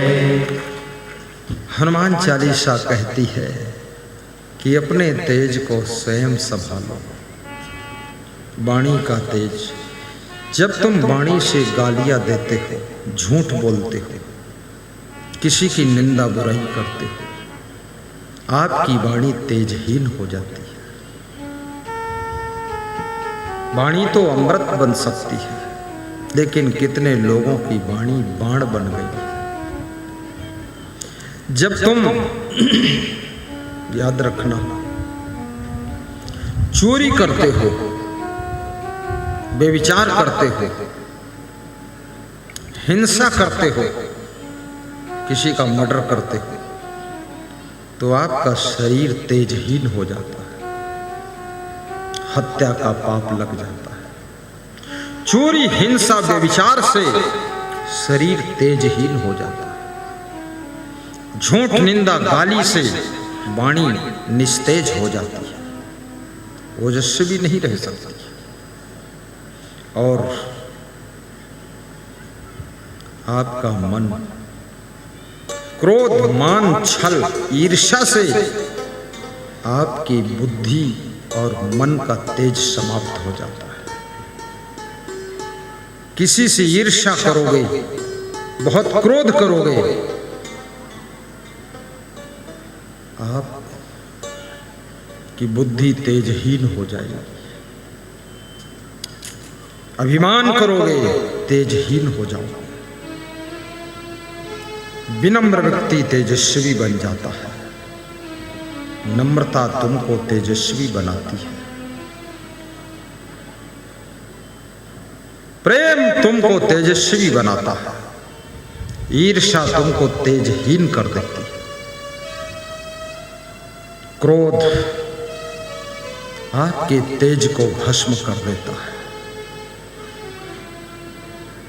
इसलिए याद रखना, जिस समय तुम क्रोध में होते हो, उस समय तुम्हारी सुंदरता भी क्षीण हो जाती है। जिस समय तुम करुणा से भर जाते हो, प्रेम से भर जाते हो, उस समय तुम अति सुंदर दिखाई देते हो। जिस समय अभिमान करते हो, घमंड आपके मुखमंडल के तेज को भी छीण कर देता है।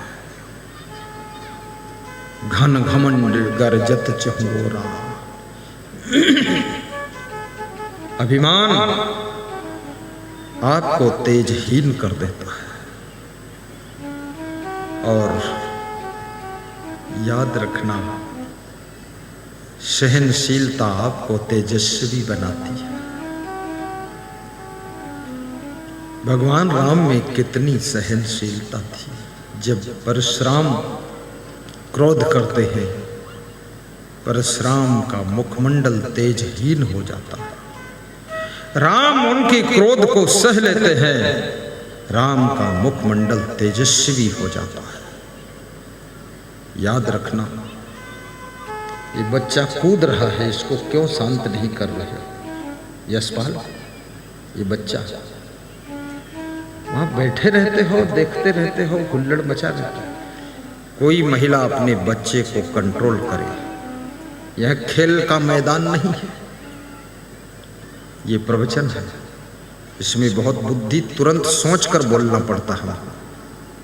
ऐसा नहीं पहले से रटा रटाया है। और तुम यहाँ कूद फांद कारू चालू करवाती हो। और तुम तो धेला भर न प्रवचन कर पाओगी, न सुन भी नहीं पाओगी, न सुनने दोगी, न करने दोगी। अरे अपने बच्चे को तो कंट्रोल करो। कुछ मीठा लाया करो, लेमन जूस, वही डाल दो उसके मुंह में, चूसता रहे थोड़ा। होशियार बनो। और दिन में उसको सोने मत दो। जब सत्संग में बच्चे को लाना हो तो दिन में सोने मत दो, खेलने दो, खूब दौड़ने दो। जब यहाँ आएगा सो जाएगा, पड़ा रहेगा बेहोश। प्रवचन खत्म हो, लास्ट में उठा ले जाओ उसको, गठरी लाद के ले जाओ। होशियारी करना चाहिए, सोने ही मत दो। कहीं सोने लग जाए, ढकेले फिर जगाओ, मुंह धोए दो। हाँ, सोने मत दो, फिर यहाँ सो जाएगा। और यहाँ बच्चा अगर सो जाए तो भी उसके अंदर एक संस्कार जरूर बैठ गया कि गुरु जी के सत्संग में गया था, दर्शन किया, थोड़ी देर कुछ सुना, गुरु जी हंस रहे थे। ये संस्कार लेकर वो सो गया और लास्ट में उठा, प्रसाद पा गया और समझ गया गुरु जी सबको ज्ञान देने के लिए आते हैं। और ये भाव ही उसके स्वभाव को सुधार देगा। यहां आइए आप और सो जाइए तो भी फायदा है, और तुम सब सो जाओ तो हमको ज्यादा फायदा है। फिर बाद को हम भी सो जाएंगे। हाँ, एक गांव में एक साधु प्रवचन कर रहा था।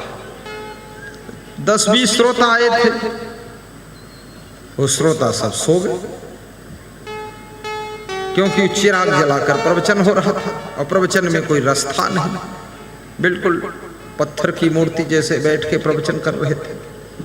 तो श्रोता सो गए और साधु भी 2-4 बैठे थे, वो भी सो गए। तो जो प्रवक्ता था, प्रवचन दे रहा था, वो भी उसी व्यास गादी पर चादर ओढ़ के सो गया। जब प्रवचन बंद हो गया तो सबकी नींद टूट गई कि अब चलो घर अपने। ये कौन सा प्रवचन है? प्रवचन में माया की नींद, मोह की नींद, अहंकार की नींद तोड़ने के लिए प्रवचन होता है। और सभी जीव माया मोह में सोए हुए हैं। बहुत गहरी नींद है, लंबी नींद है, जन्म जन्म की नींद है। ये नींद अभी तक टूटी नहीं है। ये माया मोह की नींद है, इसमें सो रहे हैं आप। रामायण में लिखा हुआ है, मोह निशा सब सोवनहारा। मोह की रात में सब सो रहे। ये जो तुम रात में बिस्तर पर सोते हो, ये सोना कोई पाप नहीं है।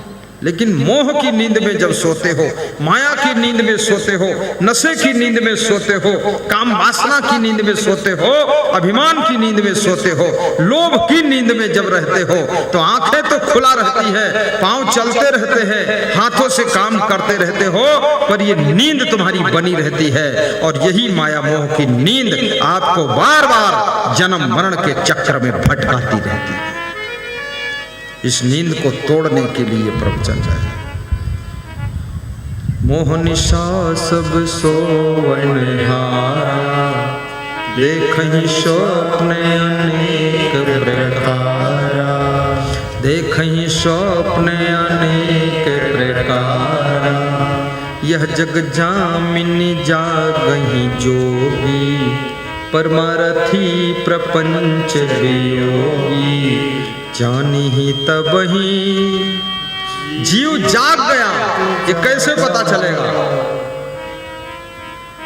माया मोह की नींद टूट गई, ये कैसे मालूम होगा? इसकी पहचान एक है, वो ये चौपाई बता रही। जानी ही तबही जीव जग जागा।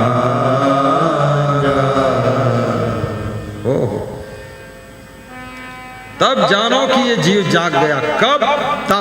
तब यानी कब? बताता हूं अभी क्या है। जानी ही तबही जीव जग जागा। अब यहीं से फैसला हो जाएगा कि तुम जागे हो कि सोए हो। ये चौपाई कह रही, तुलसीदास ने लिखा, मैं नहीं लिखा। जानी ही तबही जीव जग जागा। जब सब विषय विलास विरागा, जब वैराग्य आ जाए, जब सब विषय विलास विरागा, जब सब विषय विलास विरागा, जानी तब विषय क्या होता है? विषय बताऊं कि ना बताऊं? अगर मालूम है तो ना बताऊं, बता दूं? लो बता देता हूं। कितने विषय होते? 5 विषय होते। कौन कौन होते हैं? ये अध्यात्म है, सूक्ष्म अध्यात्म, सो मत जाना। पंच विषय दुख देत नित, मिलियन मिल सब भांति, बिना प्रयोजन कष्ट यहाँ, तलपि राति निराति। 5 विषय: शब्द स्पर्श रूप रस गंधा, परवश जीव सब हो गए अंधा। ये 5 विषय सब जीवों को परवश कर देते हैं, पराधीन कर देते हैं और अंधा कर देते हैं। शब्द स्पर्श रूप रस गंधा, परवश जीव सब हो गए अंधा। शब्द 5 विषय है।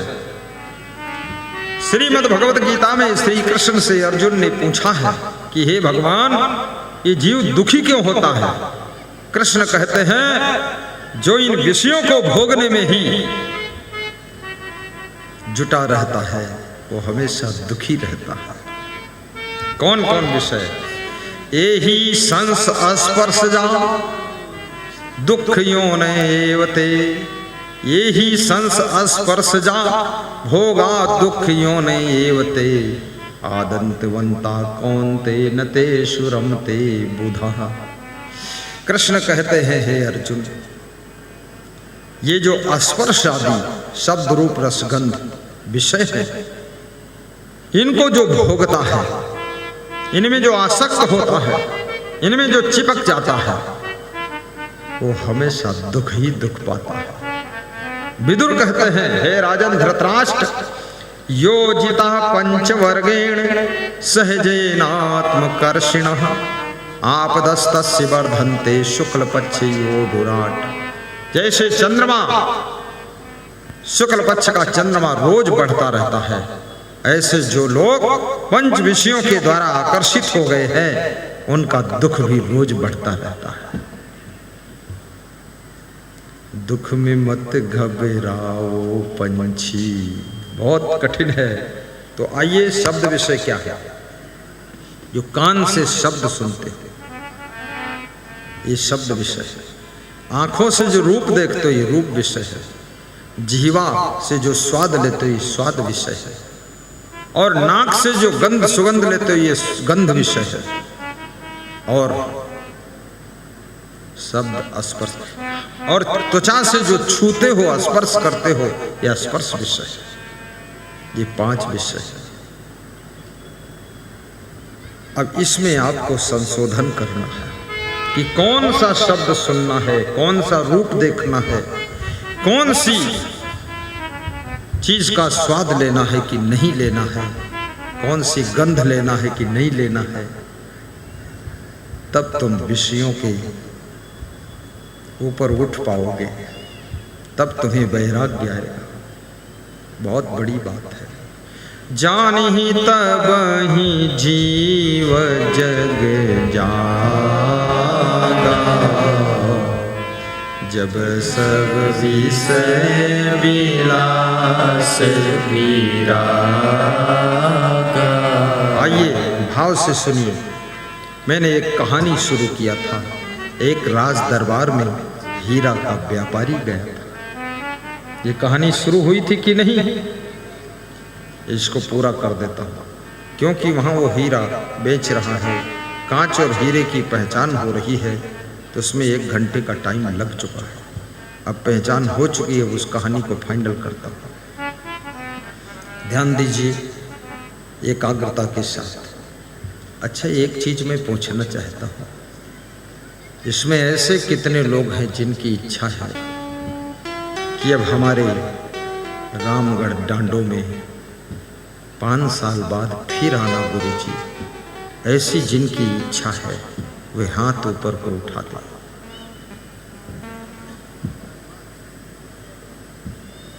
सभी की इच्छा है।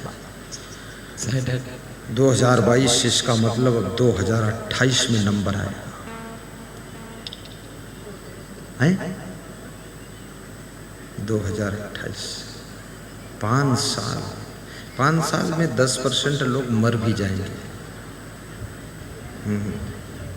बहुत लाया है 5 साल। चलो ठीक, 5 साल भी बहुत है, कोई बात नहीं।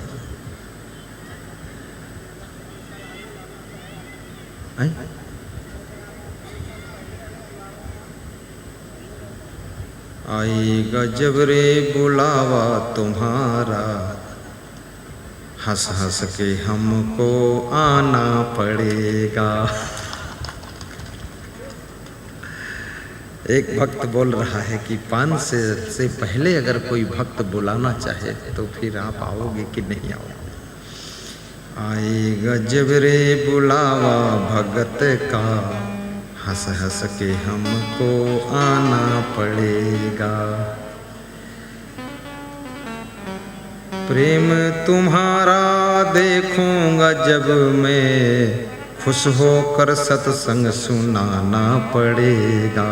खुश होकर सत्संग सुनाना पड़ेगा। आएगा जब रे बुलावा भगत का, हंस हंस के हमको आना पड़ेगा। आना पड़ सकता है, क्योंकि जहां प्रेम होता है वहां 5 साल का बंधन नहीं रह सकता। जब प्रेम विराट रूप लेता है तो गुरु जी को आना ही पड़ेगा। 5 साल तो बहुत है। 5 साल किसका मन रुकेगा? नहीं रुकेगा। 3 साल 2 साल में लोगों की इच्छा हो जाएगी, फिर बुलाया जाएगा। हो जाएगी कि नहीं? ऐसी हो जाएगी। आइए, बहुत सुंदर मंत्री ने सम्राट को मना कर दिया कि आप हीरा और कांच की परीक्षा में मत उतरिए। हर परीक्षा में हर व्यक्ति को नहीं बैठना चाहिए। हर चुनाव हर व्यक्ति को नहीं लड़ना चाहिए। हर फील्ड में हर व्यक्ति को कदम नहीं बढ़ाना चाहिए।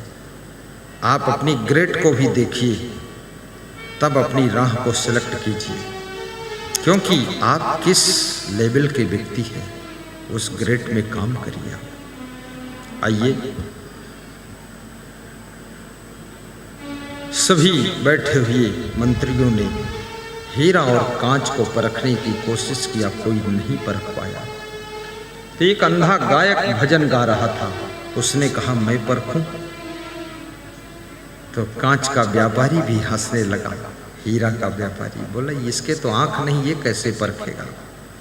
सभी लोगों ने कहा तू क्या परखेगा, तेरे तो आंख ही नहीं, तू अंधा है।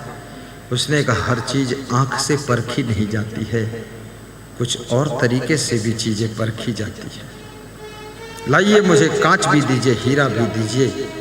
दोनों हाथ की गदेली पर रखा और कहा कि जरा खिड़की खोल दीजिए, सूरज की रोशनी आने दीजिए। खिड़की खोली गई, सूरज की रोशनी आई। सूरज की रोशनी के सामने कांच और हीरा दोनों करके देखे तो तब दिखता ही था, ही नहीं तो क्या देखे। लेकिन ऐसे कर थोड़ी देर बाद फिर बता दिया कि ये कांच है और ये हीरा है। तालियां बज गईं, अंधा गायक पास हो गया। हीरा के व्यापारी ने एक हीरा उसको इनाम दे दिया कि तुमने सही परखा, लेकिन ये तो बता दो तुम अंधे हो, तुमने परखा कैसे? तो उसने कहा मैंने जब खिड़की खुलवाई सूरज की रोशनी आई, सूरज की धूप में मैंने हीरा और कांच दोनों को कर दिया। थोड़ी देर बाद छू कर देखा तो जो गर्म हो गया था मैं समझ गया ये कांच है, और जो गर्म नहीं हुआ मैं समझ गया हीरा है। याद रखना, हीरा और कांच जैसे लोग संसार में होते हैं जो बहुत जल्दी गर्म हो जाते हैं, वह समझ लो कांच हैं, और जो गर्म नहीं होते हैं वो मनुष्यों के बीच में हीरा है, वो हीरा है। इसलिए सहनशीलता रखिए, बहुत जल्दी गर्मा गर्म पकौड़ी मत बनिए, थोड़ा गम भी खाइए, इंतजार भी कीजिए, समय की प्रतीक्षा कीजिए। आप सभी का जीवन मंगलमय हो, ऐसी मैं शुभकामना करता हूँ। आज बड़ी मुझे प्रसन्नता हुई है, क्योंकि इस डांडो में, झारखंड में, दुमका जिले में मुझे बहुत प्रेम मिला है। कुछ भक्त मीठा भी लाए हैं, कुछ फल लाए हैं। एक भक्त, बड़ा प्यारा भक्त, ये एक गोलक ला कर दिया है। गोलक मुझे दे दीजिए, गोलक ले आओ बेटा। उसका पर्चा भी आया है। ये भक्त देवघर से आए थे, मड़रान सारे गांव है, नाम है लाल कृष्ण प्रसाद या बाल कृष्ण प्रसाद। ये गोलक है, बहुत वजन है, हमारा बाबा पकड़े हुए है, ऊपर उठाओ। इसमें रोज गुरु की सेवा के लिए, कभी दर्शन नहीं किया, यूट्यूब में प्रवचन सुना है, 10 रुपये 5 रुपये 20 रुपये डालते हैं कि ये राशि गुरुदेव दर्शन आज भी नहीं कर पाए। मैं ध्यान में था, आए बैठे रहे, इंतजार किया, फिर चले गए, देकर पर्चा दे गए। उन्होंने लिखा है पर्चे में, आशीर्वाद वहाँ रख दो। गुरुदेव के चरणों में मेरा नमस्कार। आप हमेशा प्रवचन में हंसते और हंसाते रहते हैं। हे गुरुवर, आपकी तुलना किससे करूं? मेरे पास शब्द नहीं, लेकिन मैं अनुभव कर पा रहा हूं कि आप पारसमणि हैं, आप ही श्री कृष्ण भगवान हैं। 3 वर्ष पहले मैं क्या था और आज मैं क्या हूं, इस अनुभव के आधार पर मैं ये स्पष्ट करता हूं कि गुरुवर आप हो वो दिव्य शक्ति हो जो मुर्दों में जान डाल सकते हो। ये भक्त लिख रहा है, उसका लेटर आया था मेरे पास, और उसने लिखा है, गुरुदेव आप मेरे जीवन में कृपा करने में बहुत देर कर दिया आपने। जिस भक्ति का अविरल धारा आप हमारी जिंदगी में बह रही है, आज मुझे रास्ता दिखाई नहीं दे रहा था। अकेले में आपको स्मरण, नाम मात्र से आंखों से पानी की धारा बहती है। मैं लोगों के सामने आपको स्मरण भी नहीं कर पाता हूँ। अपना परिचय आपको क्या दूँ, आप तो स्वयंभू हो। गुरुदेव मेरा बहुत संकल्प अधूरा है, मेरी कहानी अब आपसे शुरू हो रही। मुझे ये डर रहता है कि इस वक्त जो मेरे मन में भक्ति है वो सही है या नहीं है। गुरुदेव मुझे इस लायक बना देना कि मैं आपके द्वारा दिया हर परीक्षा को पास कर सकूं। मैं अपनी शेष जिंदगी का सारथी आपको मान चुका हूं। मैं इस वाक्य को अच्छी तरह समझ चुका हूं कि कोई मनुष्य पापी तभी बनता है जब आपकी इच्छा होती है, कोई ज्ञानी भी तभी बनता है जब आपकी इच्छा होती है। मैं तो एक कठपुतली हूँ, इसे नचाने वाले तो आप हैं। अगर इस जीवन में आपका सानिध्य ना पा सका तो कोई बात नहीं, पर अगला जन्म मुझे सन्यासी का देना, जहाँ आपको मैं निश्चित याद कर सकूं। मुझे डर है कि मैं अभिमानी न बनूं।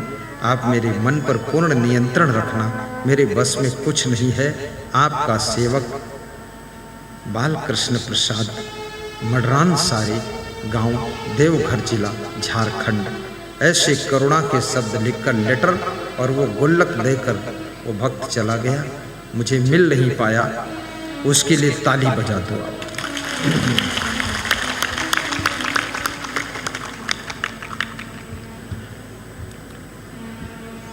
महान भक्त जिला कोडरमा झारखंड से श्रीमान सहदेव दास, श्रीमती संगीता देवी, श्रीमती सुनीता देवी यूट्यूब में प्रवचन सुनते हैं, गुरु के प्रति श्रद्धा सुमन अर्पित किया है, उनको भी व्यास गादी आशीर्वाद दे रही है। सहरसा बिहार से हर्ष कुमार जी के जन्मदिन के उपलक्ष्य में आज उनकी माता रंजन कुमारी, पिता श्री संजीव जी गुरु सेवा के लिए 500 की राशि भेजा है। ताली बजा दीजिए। आशीर्वाद है, आयुष्मान भव, यशस्वी भव। श्री नन्हे पाल, मरुस्थल, सोनीपत, हरियाणा, आपने गुरु सेवा के लिए आज के प्रवचन से खुश होकर 551 की राशि भेजा है। ताली बजा दो। ये दर्शन भी स्क्रीन पे उनका आ रहा है। श्रीमान राजीव कलसाड़िया, हिंडौन सिटी, करौली, राजस्थान, आज के प्रवचन से खुश होकर 500 की राशि भेजा है।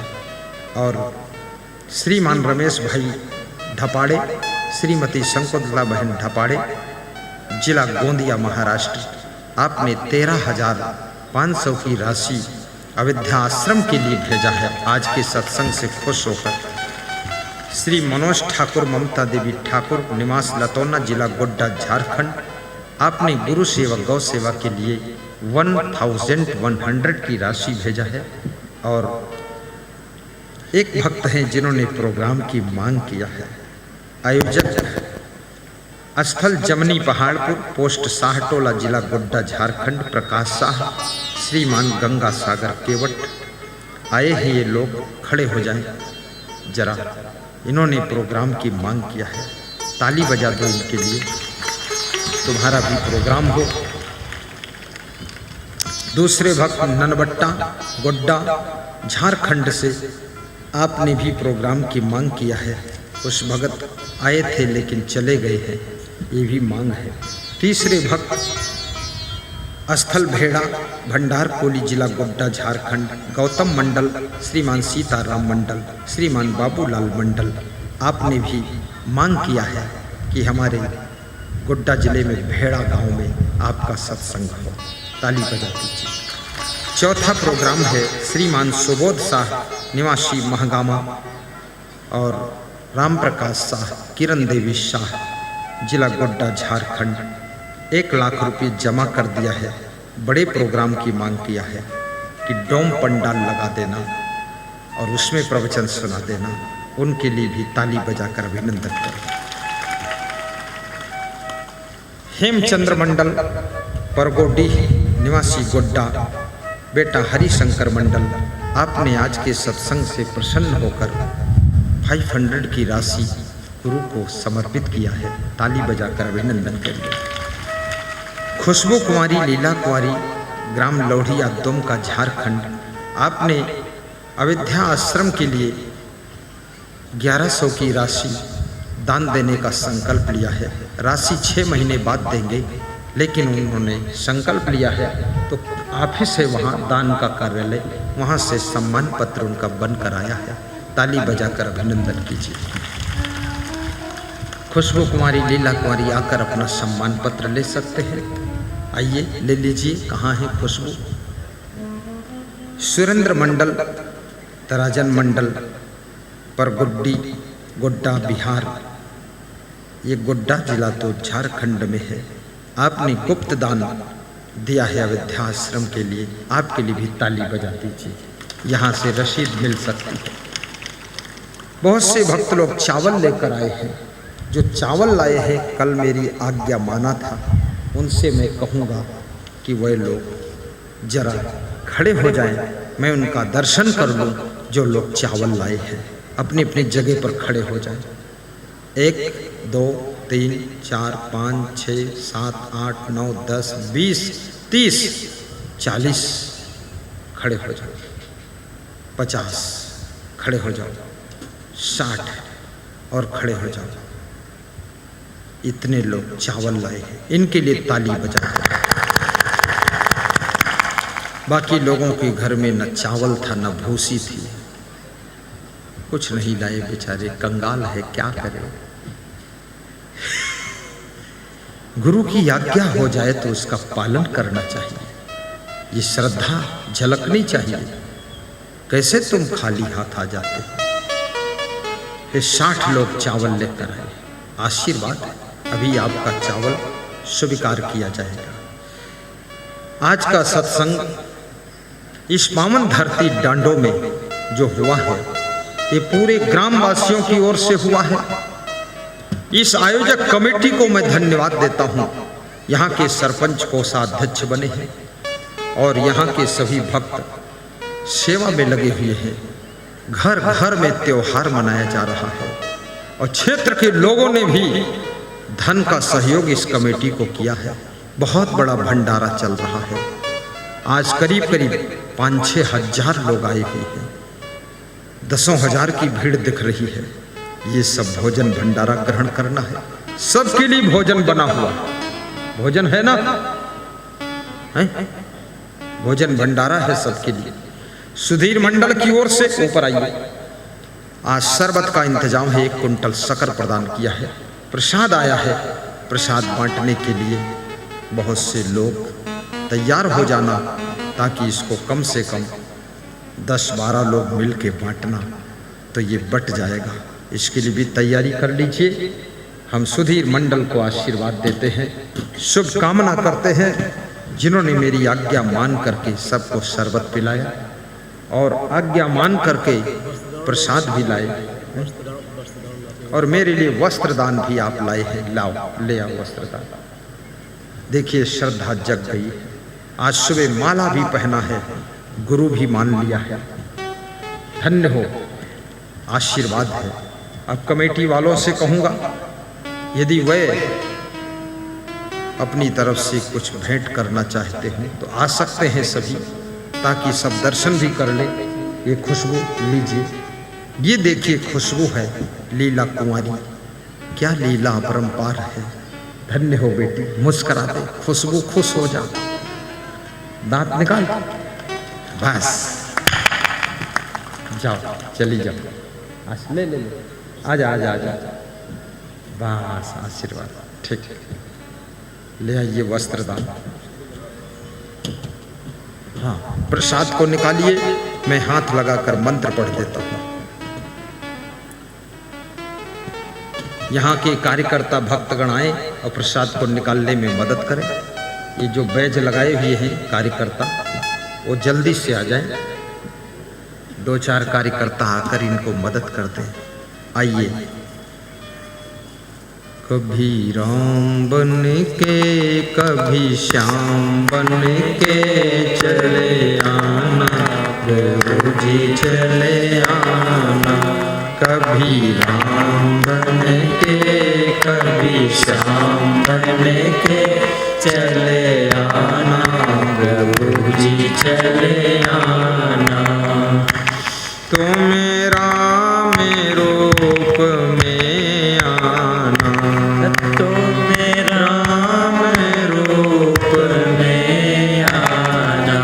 सीता साथ लेके, धनुष हाथ लेके चले आना प्रभु जी, चले आना। सीता साथ लेके, धनुष हाथ लेके चले आना प्रभु जी, चले आना। प्रसादे सर्व दुखानां हानिरस्योपजायते, प्रसन्न चेत सोहि आशु बुद्धि परिरतिष्ठते। जितात्मा प्रशांतस् परमात्मा समाहिता, शीतोष्ण सुख दुखेश तथा मानापमानयो ज्ञान विज्ञान तृप्तात्मा कूटस्थो विस्तेन्द्रिया युक्ता इति उच्यते। योगी समलोष्टासम कांचनः। बोलिए सद्गुरु भगवान की जय। ये प्रसाद रेडी हो गया है। अब सबको कहाँ बटेगा, कहाँ पर देंगे? ये विजय कुमार मंडल, श्रीमती रेखा देवी मंडल, ढडिहार दुमका, झारखंड महादेव मंडल। आपने अयोध्या आश्रम निर्माण के लिए 1100 की राशि नगद प्रदान किया, ये रसीद लगी है। आप आइए, अपना सम्मान पत्र लीजिए। मेहत मंडल, जनार्दन मंडल, झारखंड दुमका कोडिया गांव से 500 की राशि नगद आपने प्रदान किया है। आइए अपना सम्मान पत्र लीजिए। देखिए, दान किए धन ना घटे, कहिगे संत कबीर। क्या नाम? प्रोग्राम की भी मांग है। आहा हा, बहुत अच्छा। लाइए देखें, कहाँ रहते हैं आप? ग्राम ढड़ियार, दुमका जिले में विजय कुमार मंडल ने प्रोग्राम की भी मांग किया। ताली बजा दीजिए इनके लिए। फिर जल्दी आ जाऊंगा आपके जिले में अगले साल। लिखवा देना अपना प्रोग्राम बाबा के पास। अब सभी को, सबके घरों में कुछ न कुछ दुख रहता है, कुछ न कुछ बाधा बला रहती है, कुछ न कुछ पीड़ा रहती है, भरम रहता है। तो भूत प्रेत चुड़ैल मरही मसान डटवीर खबीस जिंद परिंद ओझा बैकान नाउत जंतर मंतर तंत्र टोना टंबर जादू साढ़े साथी शनिश्चर मंगल टेढ़ा सीधा शकुन अपशकुन लफड़िम लफड़ा। आज आशीर्वाद दूंगा, सब खत्म। केवल तुम बचोगे, बाकी सब खत्म कर दूंगा। सबके सिर पर मोर पंखी रख कर आशीर्वाद दूंगा और सब बैठे रहना। आइए इधर इधर उधर नहीं। जय हो। देखिए, जिन्होंने भी अविद्या आश्रम में दान दिया है, वहां कार्यालय में, बस आइए आइए। इनकी श्रद्धा देखिए, ऊपर रखो, ऊपर आशीर्वाद। अब मैं समझता हूं आरती का कार्यक्रम हो जाए, महामंगल आरती।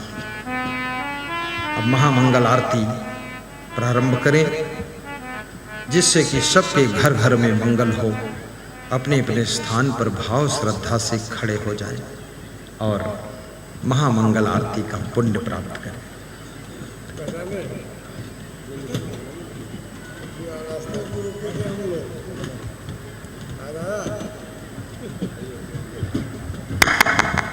हाथ जोड़कर ताली बजाते हुए महामंगल आरती शुभारंभ करें।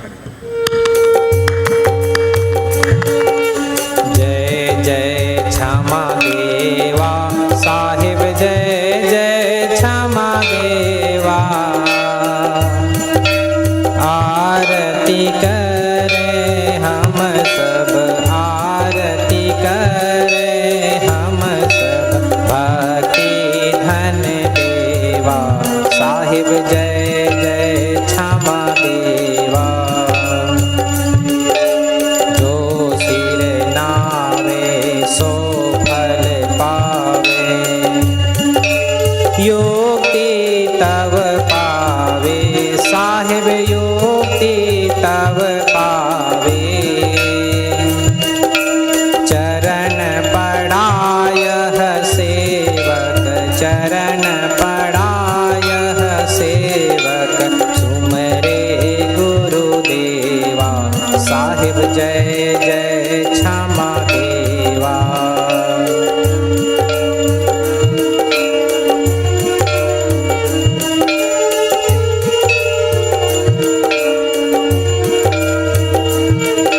आप हो ज्ञान के सागर, बाल ब्रह्मचारी साहिब, बाल ब्रह्मचारी। हम हैं भक्त तुम्हारे, हम हैं भक्त तुम्हारे, पाप हरो देवा साहिब, जय जय क्षमा देवा।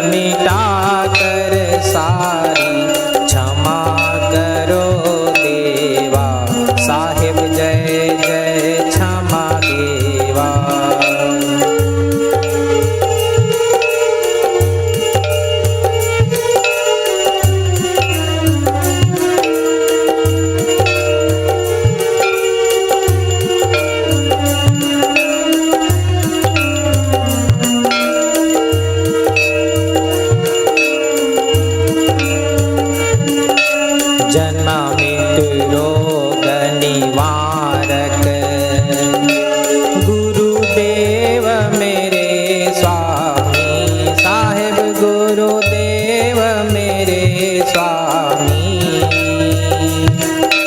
प्रेम अटल हो गुरुपद, प्रेम अटल हो गुरुपद, ऐसा वर देवा साहिब जय जय क्षमा देवा, जय जय क्षमा देवा साहिब जय जय क्षमा देवा। आरती करें हम सब, आरती करें हम सब, भक्ति धन देवा साहिब जय जय क्षमा देवा, साहिब जय जय क्षमा देवा। गुरुर्ब्रह्मा गुरुर्विष्णु गुरुर्देवो महेश्वरा, गुरुर्साक्षात् परब्रह्म तस्मै श्री